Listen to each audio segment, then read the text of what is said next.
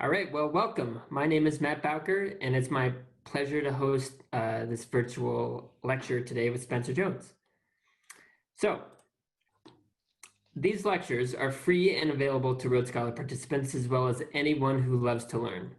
This virtual program is critical to helping us pursue our not-for-profit mission of making learning accessible to as many lifelong learners as we can, even those who do not have the physical ability or financial means to travel, or leave their homes to join us on a program. Ultimately, this series would not be possible without the support of participants just like you who have funded this project through generous donations. So please consider making a donation to Not-for-Profit Rhodes Scholar so that we can continue to provide educational experiences both in the virtual classroom and beyond. So please visit rhodescholar.org/give to show your support with a monetary donation. Every dollar helps. So Rhodes Scholar is headquartered in Boston, but we have offices and staff around the world. And today you will be hearing from Dr. Spencer Jones.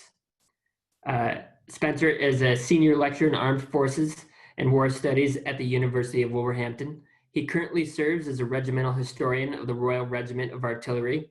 His interest in history focuses on the British Army, the Boer War, and the First World War. He is the author of several books, including From Boer War to World War, Tactical Reform of the British Army, and Stemming the Tide, Officers and Leadership in the British Expeditionary Force in 1914. Before we begin, a few quick notes. Spencer will present for approximately 30 minutes, after which we will host a 10 to 15 minute question and answer session. Now, during the session, you can submit questions using the question and answer icon located at the bottom of your screen. And then afterwards, I will read a question for Spencer to respond. We won't be able to get to every question, but I'll do my best.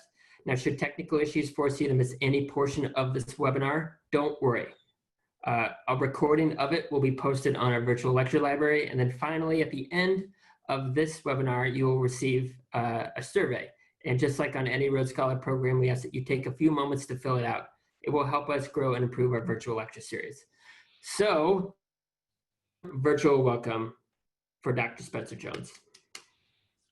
Thank you very much, Matt, and thank you, the audience, for tuning in today. If this is you returning to see me speak, welcome once more. And if this is the first time you'll see me speak, an absolute pleasure to meet you, albeit virtually. And you're tuning into a subject that is very close to my heart, as it is close to many historians in Europe, and that is, of course, the causes of the First World War, a cataclysmic event in 1914 that shattered effectively a century of European progress, reset the map of Europe, and in many ways laid the groundwork for an even greater conflagration in 1939 in the Second World War.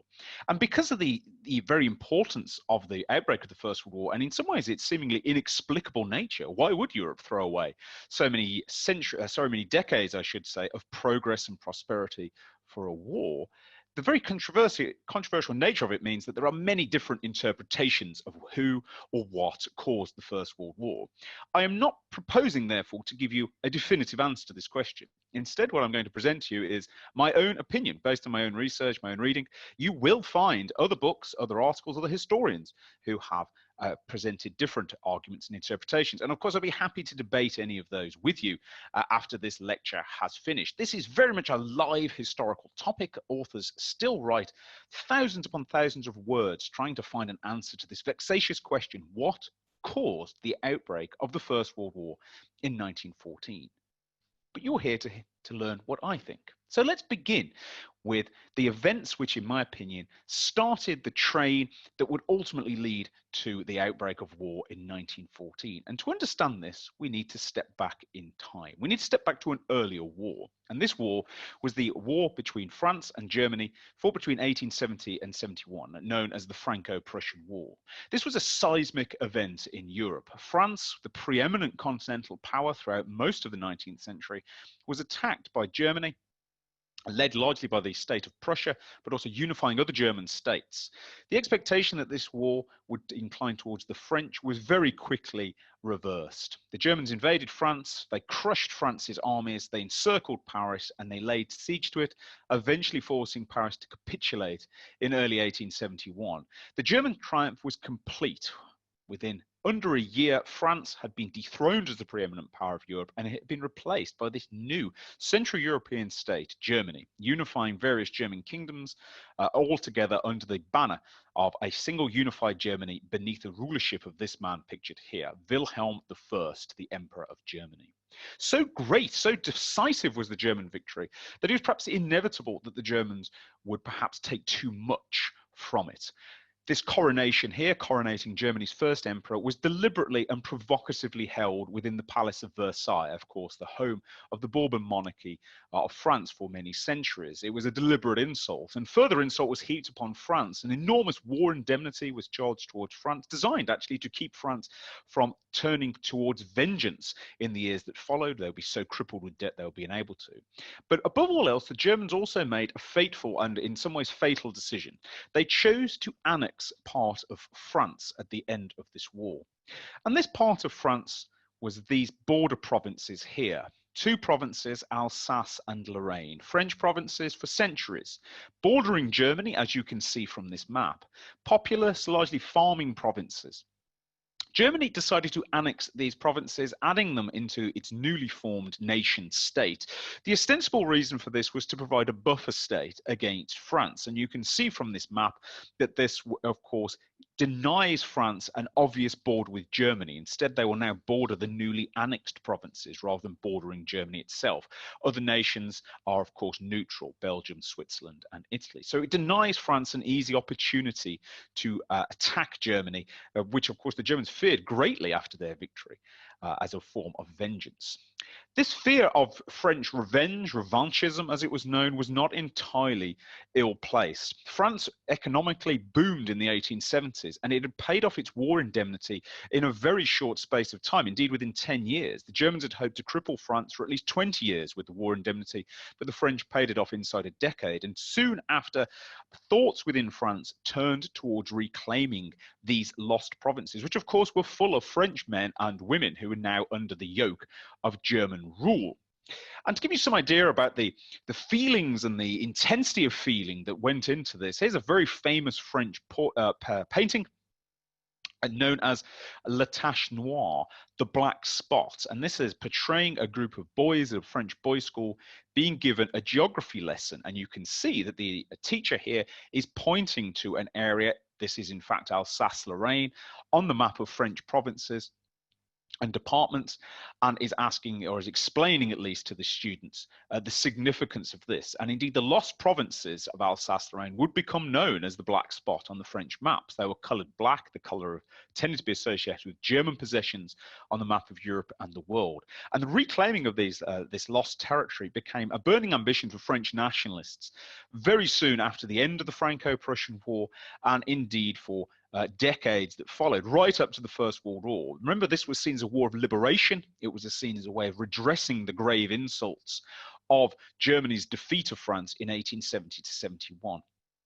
Very quickly, German statesmen realized that they had overplayed their hand at the end of the war of 1870 to 71, and that by humiliating France, not merely defeating France, but humiliating France, they had sowed the seeds of a long-term problem that would require a long-term solution. France would not be satisfied until Alsace-Lorraine had been returned, and Germany could not afford to diplomatically return these lost provinces. It would be a huge diplomatic defeat, and of course it would expose Germany to potential military assault from the French, who would now be on their very borders. As such, the Germans constructed a complex web of alliances that we've come to know as the balance of power in Europe. These alliances were constructed with the intention of keeping France isolated, of preventing France from finding allies that might be called upon to help France in a future war with Germany to try and reclaim its lost territory. Now, this alliance system was a shifting mosaic through much of the 19th century, but it began to solidify in the early years of the 20th century. And we don't need to trouble ourselves too much with how this, the shifting alliances. What we are really concerned with is the state of alliances by the eve of the First World War. And various powers had changed alliances, they had changed attitude to one another, but it had boiled down into these two roughly equal power blocks. In grey, we have the Triple Entente. This is primarily led by France, and it includes Russia, France and Russia were allied, and Britain was not allied to France, but it had what was known as the Entente Cordiale, literally the friendly understanding with France. And it also had a similar understanding with Russia. This did not tie Britain into an alliance, but it did suggest that Britain would generally work alongside France and Russia in the event of an international crisis. Ranged against the Triple Entente was Germany's alliance bloc, the Triple Alliance, a Central European alliance with Germany at its head, the Austro-Hungarian Empire to the south, more of which I will discuss later, and the relative newcomer of Italy, which owed various political debts, shall we say, to Germany, and so chose to ally with Germany in the late 19th century, a Central European landmass that served as a counterweight to the Triple Entente. Now, what's important is that these two alliance groups were relatively balanced, both in terms of military power and, to an extent, economic power. The Entente somewhat richer than the alliance, but the Triple Alliance are possessing probably more military power. And so there was a certain balance here. Indeed, we refer to it as a balance of power. Subsequently, historians have often seen the balance of power as a source of danger, but that's a retrospective view. Before the outbreak of the war, most people actually saw the balance of power as serving a good purpose. It discouraged war because there could be no war between individual states. An attack on one of the alliance states would activate its allies and produce a much larger conflagration, which encouraged states to work out their problems through diplomatic apparatus rather than resorting to war as a first resort. And so, although the balance of power did, as we will see, create problems, it was felt to be a good and reasonably effective system. Yes, the powers were in something of a Cold War, but it was felt that this Cold War was better than a shooting war, and it was felt that the balance of power would prevent this. But the problem with the balance of power was it was more than just a balance of power. It was a balance of fear as well. At heart, that was how the balance of power worked. Individual states were worried about one another, and they were worried about going to war in an alliance. This map here, which shows nations as caricatures, this type of art was extremely popular in Europe in the years up to and indeed including the First World War. It gives you some idea of this sense of fear. This is actually a German map, and it's parodying attitudes within Europe. So if you look at the center, we can see some stoic German soldiers supported by equally stoic Austro-Hungarian soldiers here. They're being menaced by a great Russian giant whose mouth wide open, wants to eat it. You have a rather ridiculous France here being kicked by Germany, being told to stay out of business. A rather ridiculous Britain here with a bulldog stood atop a warship looking on. But what we have here is some idea about the fears that underpinned the balance of power. Germany and Austro-Hungary feared the aggression of Russia. France feared the aggression of Germany, and Britain was worried about the potential of a European war to break out at almost any moment and upset its preeminent place economically within the world. Each power was suspicious of the others, and although there was a certain degree of cooperation between alliance or entente partners, every power was looking over its shoulder. And what made this sense of fear all the worse was the nature of war in 1914, or indeed just before. It was felt that whichever country mobilized first would be at an enormous advantage in a coming war. Mobilization was a slow process whereby one gathered one's soldiers, one's weapons and so forth, and prepared them for war.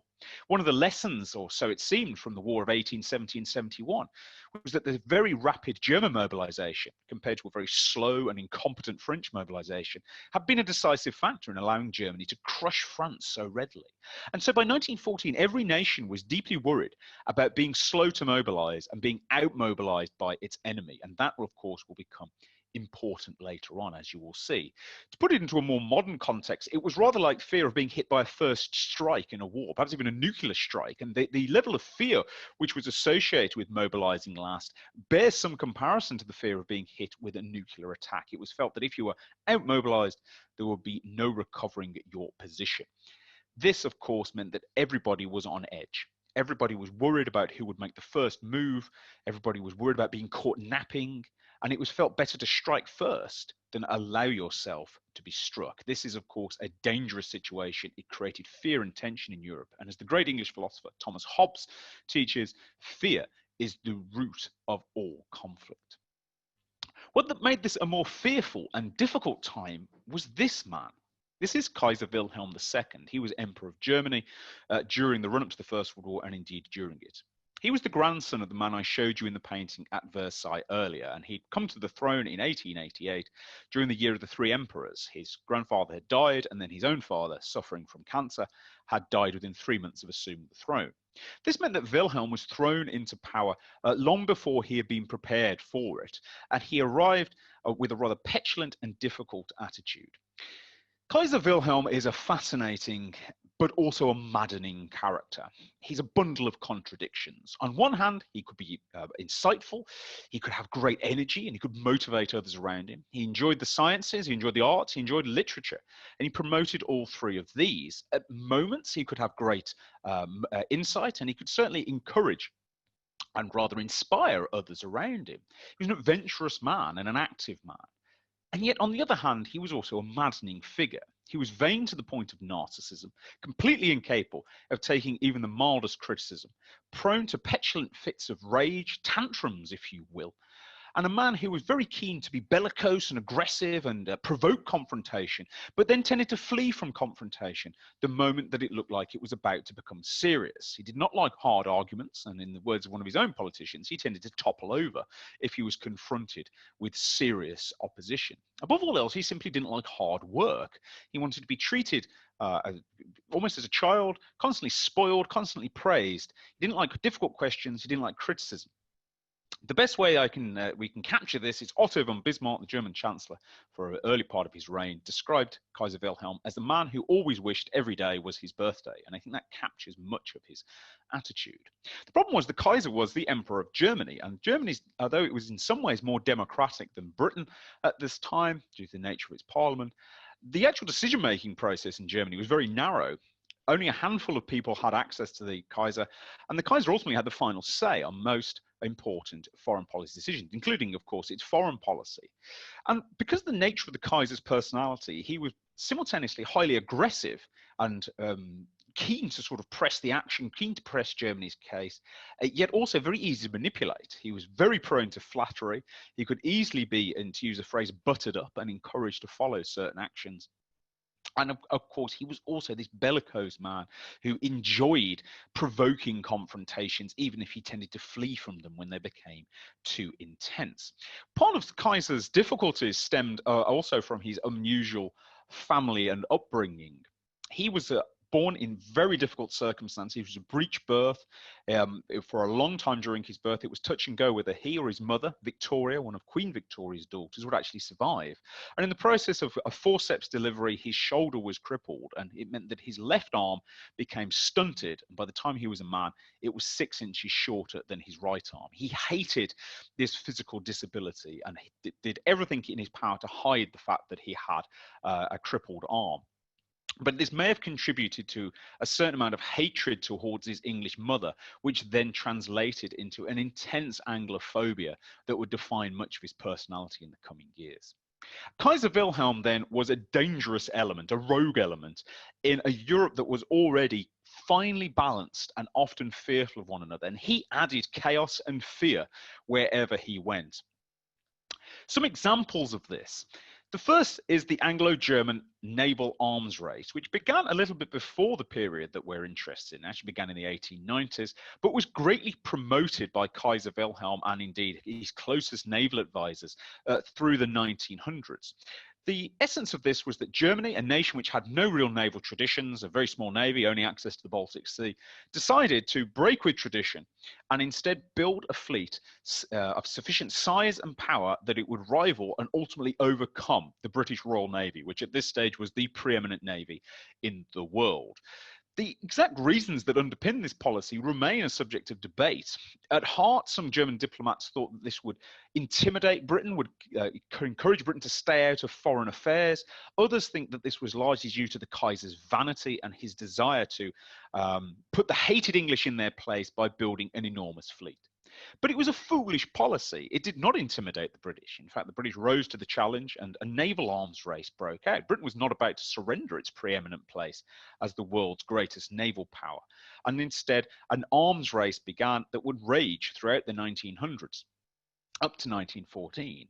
On no less than 3 separate occasions, the British actually asked the Germans for a moratorium on shipbuilding to try and bring this naval arms race to a close. It was quite clear that Britain was winning the race. There was no prospect that Germany could overcome the British naval lead, but the Kaiser refused on each occasion. And all this did was it created more tension in Europe. It created a distinct enemy in the form of Britain for Germany, and it did nothing to actually aid Germany's strategic position. The Navy was never strong enough to completely challenge the British, and it became something of a white elephant in the First World War. But this picture here captures some of the mood in Europe about this. Here we have the Kaiser on the left and John Bull, who is the embodiment of the British nation, rather a bit like you might say Uncle Sam's the embodiment of the United States. And they're playing poker with battleships. And this gives you some idea about how this was seen as a high stakes game in which there was a great deal of bluff and a great deal of danger for whoever blinked first. It just added to the fear without really improving Germany's strategic position. Another and perhaps even more prominent example of the Kaiser's dangerous interference in European affairs came between 1911 and 1912 with the so-called Moroccan crisis. And we have a British cartoon here. This is the Kaiser, a rather ridiculous Kaiser. He's swimming in the Mediterranean and he's reaching out a great mailed fist to crush Agadir, a city in Morocco. And you can see a warship here. This is a representation of a German warship, the Panther, which had been sent to Morocco. Morocco was part of the French Empire, a relatively poor part of the French Empire, largely desert, not much economic value, and actually quite difficult to control. A lot of internal rebellions in Morocco. In 1911, the French had sent soldiers there to try and calm down internal unrest. This gave the Kaiser what he felt was an opportunity to interfere further. And he sent a warship to Morocco. He began making demands to the French that he wanted part of Morocco split off and turned into German territory. Relatively ridiculous, given the largely worthless economic value of Morocco, the very difficulty of controlling it, often in rebellion. But the Kaiser still demanded these because he felt this was an opportunity to give Germany an empire, what he called a place in the sun, and to humiliate France. It may have seemed ridiculous, but of course it had dangerous consequences. Indeed, France, politicians in France thought this might lead to war as the Germans refused to compromise. Those in Germany began to think it would lead to war. In Britain, a war council was called to discuss what would happen if Germany assaulted France. And this crisis grew out of essentially a colonial squabble into briefly threatening to engulf Europe in a war, a real moment of fear caused largely by the Kaiser's aggressive interference in an area of which he had no right to be. The matter was calmed eventually, but something very important happened in the aftermath of this. And this was just over a year after the crisis had passed, the worst of the crisis had passed, ended in the end of 1911. In December 1912, there was a very important war council was held between the Kaiser and his closest military and political advisors. And at this war council, his advisors made it quite clear that they felt a war should be begun or should be launched sooner rather than later, and that perhaps this would be, 1912 that is, would be the ideal opportunity to do so. They pointed to the fact that Russia was becoming stronger by the day. Its military was recovering after a disaster against the Japanese in 1905. They were worried about the improvements in the French military, and they felt that now was the perfect time to strike. The War Council actually came perilously close to beginning a war in December 1912, largely born out of frustration at the fact that Germany had been diplomatically outmaneuvered in Morocco. Indeed, if it was not for the comment of the German Navy, who did not want to go to war in 1912, not because they rejected war, but because they wanted to build a canal that ran between the Baltic and the North Sea, which would allow the German Navy to deploy more easily into the North Sea. The German Navy therefore argued for a delay of a year, a delay of 18 months, I should say, to allow the canal to become operational, at which point they would be ready to go to war. They did not object to the idea of war. They simply wanted additional time so that they could deploy their fleet more readily. The Kaiser was quite whipped up at this stage, was quite keen on war, although at the 11th hour, as often happened with the Kaiser, he, in the words of Chancellor Betham Holwig, toppled over. And with the Navy asking for an extension of time, he agreed to it instead. But nevertheless, that war council in December 1912 was significant. And this man, Helmuth von Moltke, the supreme commander of the German army, summarized the council at the very end of it by simply stating war is unavoidable, and then adding a little later, the sooner the better. Now remember that balance of fear, ladies and gentlemen. People were worried about losing advantage. They were worried about being caught napping by their enemies. And many in the highest ranks of Germany felt that Germany was losing its advantage as its rivals became comparatively stronger. And therefore, if Germany was going to launch a war, as the Helmut von Moltke here says, is unavoidable, better to launch it now while Germany is strong and our allies are weaker than leaving it for too long and letting the allies become too powerful. A strong and damning statement. And this is December 1912, remember, 18 months before the outbreak of the First World War. From this point, Germany begins looking for an opportunity, a cause, a casus belli, to actually begin a war, or at least become involved in a European war. And it finds its opportunity to the south, in a region, this region here, that of course we know as the Balkans. The Balkan region becomes extremely important in the early part of the 19th century. It's a collection of relatively young states, some might say upstart states, relatively new to the European scene, not democracies in any sense, monarchies instead, quite often close to absolute monarchies, rather unpredictable and unstable and certainly upstart states. This region had been ruled by the Ottoman Empire, modern day Turkey, for centuries, a brutal repression, but that repression and that occupation had been broken gradually through the 19th century, creating these new states. And indeed, these new states had turned against the Ottomans, as I'll discuss in just a moment. But they were surrounded by two other empires who had covetous eyes for these states. As the Ottomans withdrew, two other empires began looking hungrily at these new states and considered adding them to their empire. First, we have the great empire of Tsarist Russia, expansionist throughout the 19th century, a Slavic empire, and the self-proclaimed protector of the Slavic race. Slavic race, of course, is predominant in the Balkans, and there was a certain affinity between the Slavic peoples and the Russians, or at least so their rulers claimed. Russia had covetous eyes, therefore, for this region. But also coveting this region was this empire here, the Austro-Hungarian Empire, a successor to the famed Holy Roman Empire, and so almost 1,000 years old by the time of the First World War. But it was an empire that had undergone many difficulties in the 19th century. Originally, the Austrian Empire had become the Austro-Hungarian Empire after 1848 and became known as the dual monarchy, with effectively two kings ruling the Austrian part and the Hungarian part. A vast European landmass that boasted no less than 11 separate languages, officially recognized languages, plus several more unofficial languages within this region. An empire that expanded from the Swiss border into the present-day Ukraine. And it was a tottering empire, beset by internal problems, struggling with economic downturns, and above all else, starting to lose its preeminent position in Europe. It felt that the way to solve its problems was to continue to expand. He was described as a man who has stomachache, who thinks that the best way to cure it is to continuously eat until he forgets about the pain. So this had been Austro-Hungarian policy for most of the 19th century, and indeed, as the Ottomans began to withdraw from the Balkans and lose their influence here, so the Austro-Hungarians extended their influence south.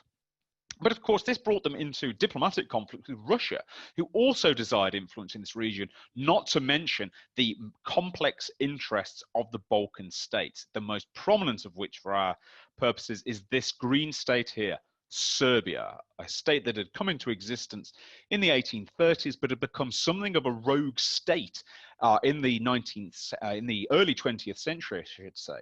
The army had appallingly murdered the royal family in 1903 and thrown their mutilated bodies out of a palace window. Since then, it had been something of a terrorist state. The military sponsored terrorism, funding and arming terrorists who operate in Austro-Hungary, deliberately trying to undermine Austro-Hungarian rule in other parts of the Balkans, and working hard to try and provoke some sort of pan-Slavic resistance to the Austro-Hungarians, while simultaneously cooperating with Russia on a diplomatic front. Serbia was a difficult and troublesome opponent, therefore, for the Ottoman Empire, and had caused untold difficulties throughout the 1900s, both economic and, of course, this sponsoring of terrorism, which I have previously mentioned. European powers recognized that the Balkans were a source of potential trouble.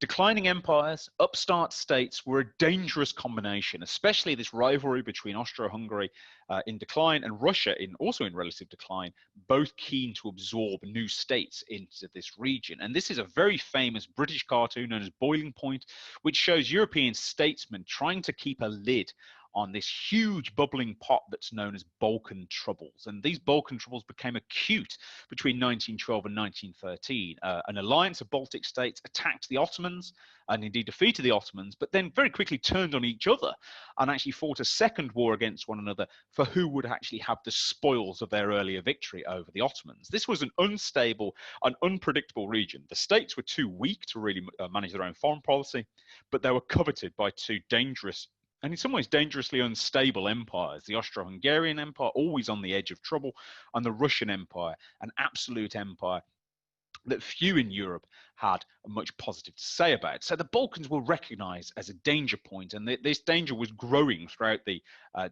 early years of the 20th century.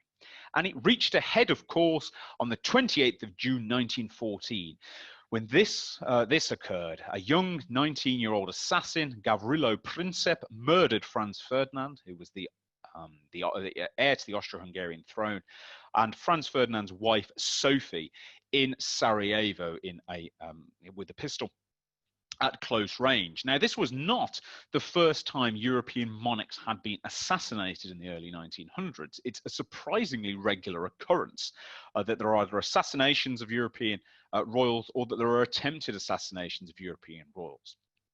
Furthermore, Franz Ferdinand himself had actually renounced his claim on the Austro-Hungarian throne. He'd married for love, he'd not married for dynastic reasons, and he'd been disowned by his own father, Franz Joseph, who refused to allow a man who'd married what was somebody who felt beneath the Austro-Hungarian royal family to inherit the throne. But nevertheless, he was still a very prominent Austro-Hungarian royal, and he had been murdered by a Serb nationalist, Serb terrorist, which was just the latest in quite a string of provocations that Serbia had carried out against the Austro-Hungarians. Now, initially, European diplomats were upset and displeased that this had happened, but thought that this was essentially a matter for the Austro-Hungarians and the Serbians to resolve. It was felt that Serbia would be punished by Austro-Hungary, would probably have to pay an indemnity, would have to submit itself to various other punishments, but that this would be resolved.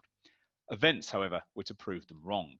And the key to actually why these events did not play out the way European diplomats expected was the Kaiser and his court. And this is a period known as the July Crisis. The moment that the Kaiser heard about Franz Ferdinand's assassination, he was enraged and stated bluntly, the Serbs must be disposed of, and right soon.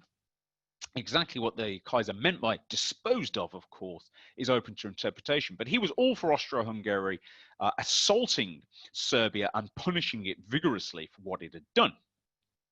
At this stage, some diplomatic communications took place between Austro-Hungary and Germany. Remember, they are allies, they're members of the Triple Alliance alongside Italy. And at this stage, the plot thickens because Germany tells Austro-Hungarian diplomats that whatever Austro-Hungary decides to do, and that of course includes war, Germany will support it to the full.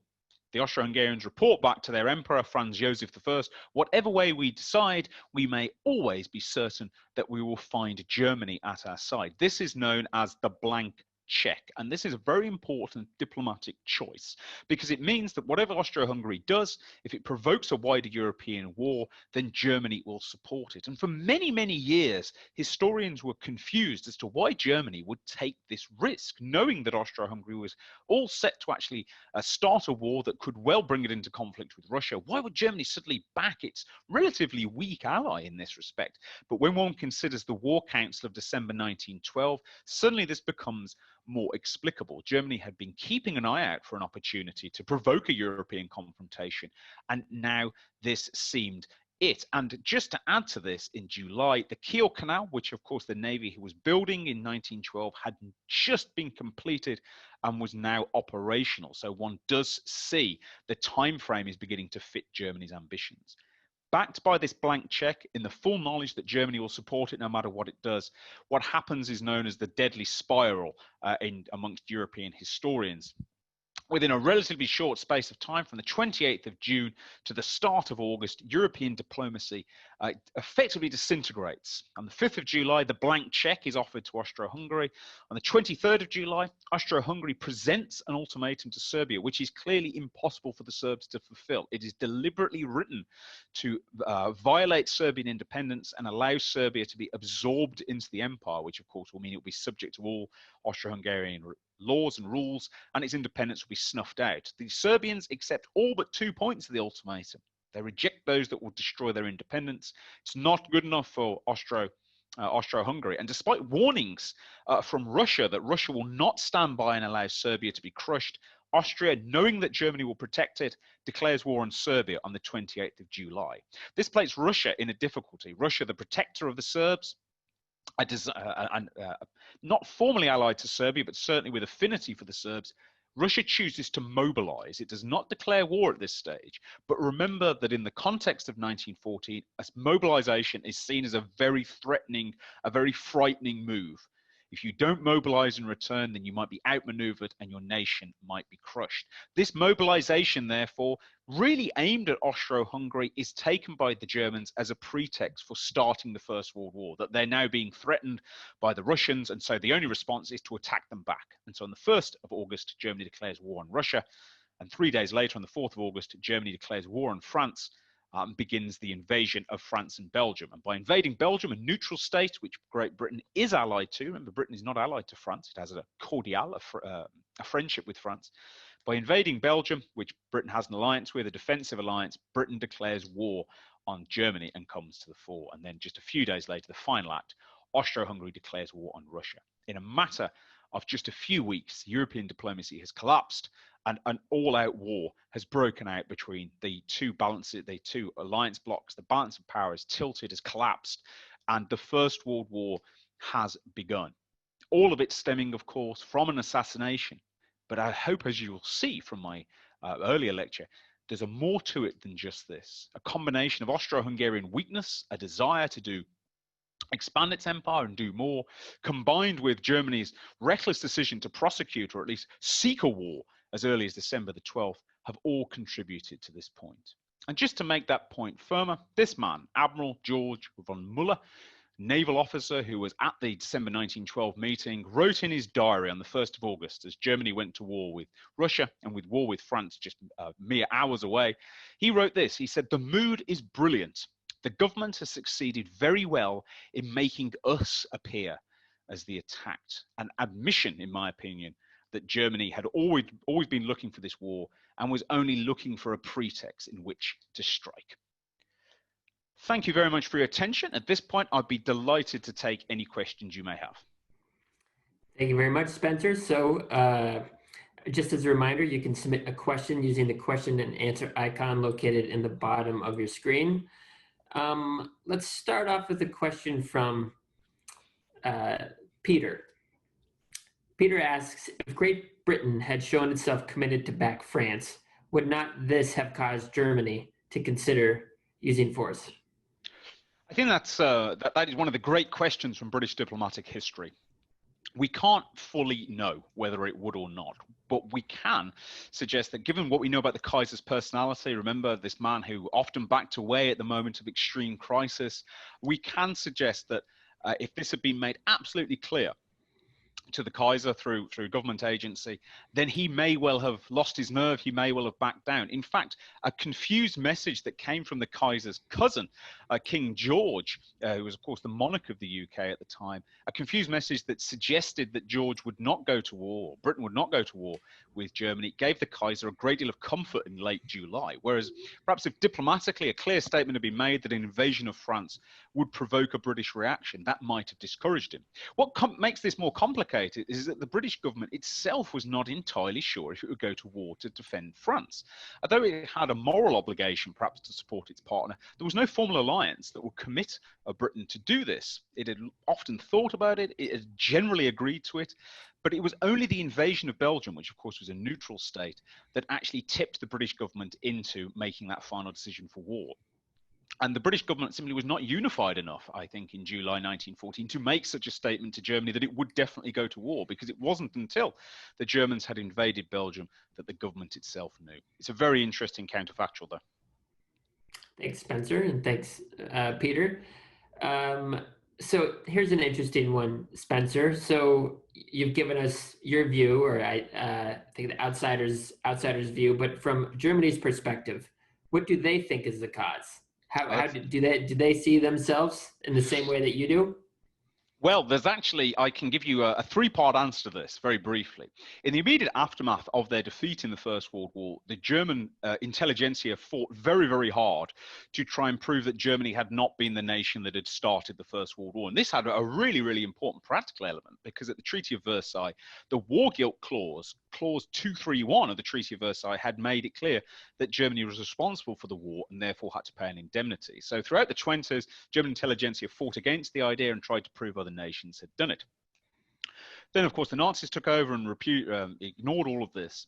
After the Second World War, for a long time, Germany continued its intellectual tradition of believing it had not been responsible. But this changed in the 1950s and into the 60s, when a famed German historian, Professor Fritz Fischer, discovered a series of documents in Germany, which he published as the German war plans, which he said made absolutely clear that Germany had been planning an aggressive war in the years preceding the First World War. And I've drawn on some of these ideas, and indeed subsequent historians who followed up on Fritz Fischer since. This was hugely controversial in the 1950s, and there was a bitter, bitter academic fight that raged for decades between the Fischerites, those who supported him, and those who rejected him.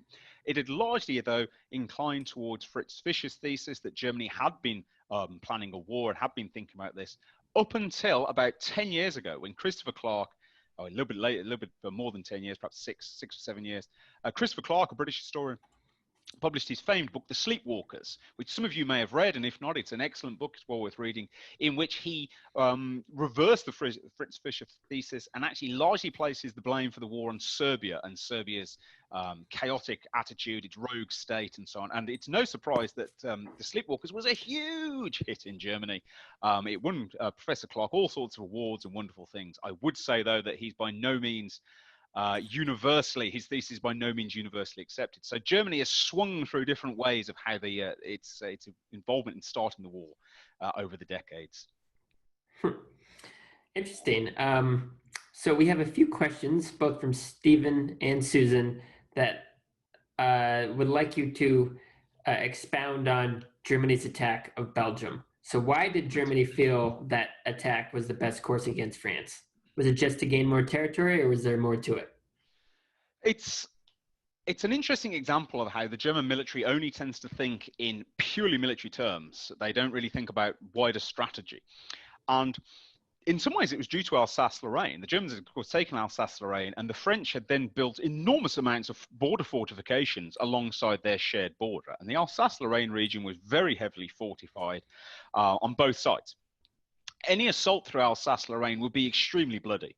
And so the Germans decided that they would outflank Alsace-Lorraine. They would avoid that problem by instead assaulting through Belgium, which was neutral at the time. And one thing I always emphasize is that given what's happened in the Second World War and indeed beyond, neutrality is no longer a safety net for nations. But in 1914, it absolutely was considered sacrosanct that one did not violate the neutrality of neutral nations. One would pass them by. But the German military convinced itself as early as 1906 that the best way to defeat France was to crash through Belgium, outflank the French armies who were massed on the Franco-German border, avoid that fortified zone, and sweep in behind them, a process known as the Schlieffen Plan. So it was a purely military decision. What the German military completely neglected was the fact that Britain was a guarantor of Belgium, which meant if Belgium was attacked, Britain would come to its aid. And when this was raised and presented to the German military, they discounted it on the grounds that the invasion would be so successful, it would be so swift, and the French would be crushed so comprehensively, it didn't matter if the small British army arrived. They wouldn't have time to do anything. The war would be over before Britain could do anything. And so the long-term political consequences of this were completely ignored. But unfortunately for Germany, they would be totally disastrous. Thank you very much. So we have another selection of questions that are about following the Franco-Prussian War. So Laura asks, did the crippling reparations against France at the end of that war inspire the devastating reparations against Germany at the end of World War I? There was definitely a connection between this. The war reparations in the 1870s are quite interesting because it was the first time in European history that a nation there'd always been a system of war indemnity dating right back to the Middle Ages and earlier, where you would pay almost a fine if you were defeated in war. But what's different about the reparations in 1870 is they are designed to cripple. They're not merely designed as a punishment or an advantage to Germany. They are designed to cripple France. And by imposing this enormous level of government debt, it will stop the French redeveloping their military, which had been destroyed in the war. And of course, the Germans didn't account for an enormous French economic boom in the 1870s, and they paid the debt off very quickly. But it certainly contributed to the war debts after the First World War, which had been that much costlier, had been that much bloodier. And one of the reasons the war debt was so high from the French was the French recognized that they had paid off their war debt fast. And there was a fear that Germany might do the same, and then you'd have a repeat of a revitalized France seeking revenge, except this time it'd be a revitalized Germany instead. So absolutely, you can draw almost a direct line between Germany's reparations on France and then France, or I should say the Allies' reparations on Germany. And in both cases, neither of them worked. And then after the Franco-Prussian War, how did Germany administer France? Well, there's a sort of two-phase answer to this. So the Alsace and Lorraine provinces had always had a certain amount of interaction between German and French culture. They were French-speaking, they had quite their own unique agricultural culture and modes of dress and things, but there'd always been German workers had crossed the border and French workers had crossed into Germany to carry out business. But when the Germans took over, they were quite determined to turn Alsace-Lorraine into part of Germany. So the German language became compulsory in all schools. French signs were taken down and were replaced with German, although they did actually reverse that sometime in the 1880s. But certainly the schooling was all going to be in German. You were subject to German taxes. You had to follow German laws, which were subtly different to French laws. And it became very, very difficult to cross from Alsace-Lorraine back into France. There was a long system of border patrols. And equally, it was difficult for the French to cross in. And this was this was more than anything else, became a huge symbol of the of French anger towards this, because it separated families. It meant, children couldn't visit parents or vice versa and so on. One of the interesting questions is the extent to which the Alsace-Lorrainians wanted to be liberated by the French. Certainly through the 1870s and 1880s, there's quite a strong mood in Alsace-Lorraine that they want to go back to France. There's a certain amount of defiance. There's a continuation of French traditions, the French language, French cuisine, and so on. But some historians have argued that by the eve of the First World War, most Alsace-Lorrainians by now, they've forgotten about the war. There's a new generation of people who've been born under German Alsace-Lorraine, and they don't really care anymore. They've got used to the new normal.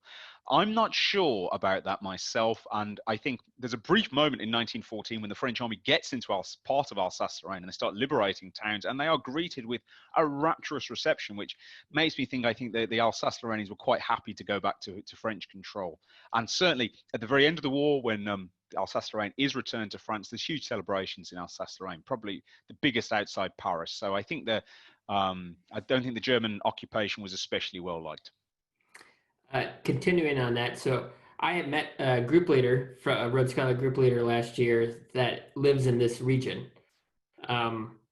What can you talk about that region today? How French is it? How German is it? Is it a mixture? What do they think about their history, and how does that impact them today?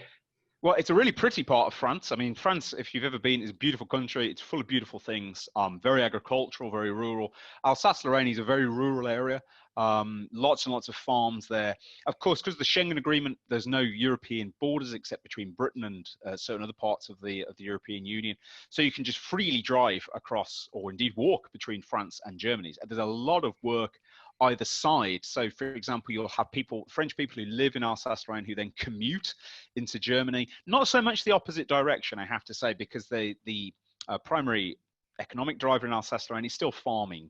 But what you do find in Alsace-Lorraine is you get quite a lot of, for example, Italian farm workers will come there to help with the harvest and so on and so forth. I would say about Alsace-Lorraine, apart from the very modern roads that link Germany and France, there's parts of Alsace-Lorraine you can walk around and it feels like nothing has changed in about 100 years. It's farms, it's rolling countryside. It's very, very beautiful. There's quite a lot of memorials to the battles that were fought around here in 1914. Lots and lots of things. And of course, what's also interesting is at the very edge of Alsace-Lorraine, now on the eastern border between Germany, you have the remains of the Maginot Line, which were built there to discourage German aggression in the 1930s. So it's a region that's absolutely rich with history. There's all sorts of things there, all sorts of memorials, all sorts of plaques. If you ever get a chance and you're interested in history, it's well worth taking a few hours to drive out there and just get a feel for it. It's quite a unique corner of France. Well, thanks, Spencer. So unfortunately, that has to be it for our questions for at least this first presentation. So thank you very much, and thank you to everyone that joined us today. And again, if you like this lecture, please consider making a donation to Not-for-Profit Road Scholar so that we can continue to provide experiences like these, both in the virtual classroom and beyond. All right, Spencer, so I'll see you later. Thank you very much. See you, everyone. Bye.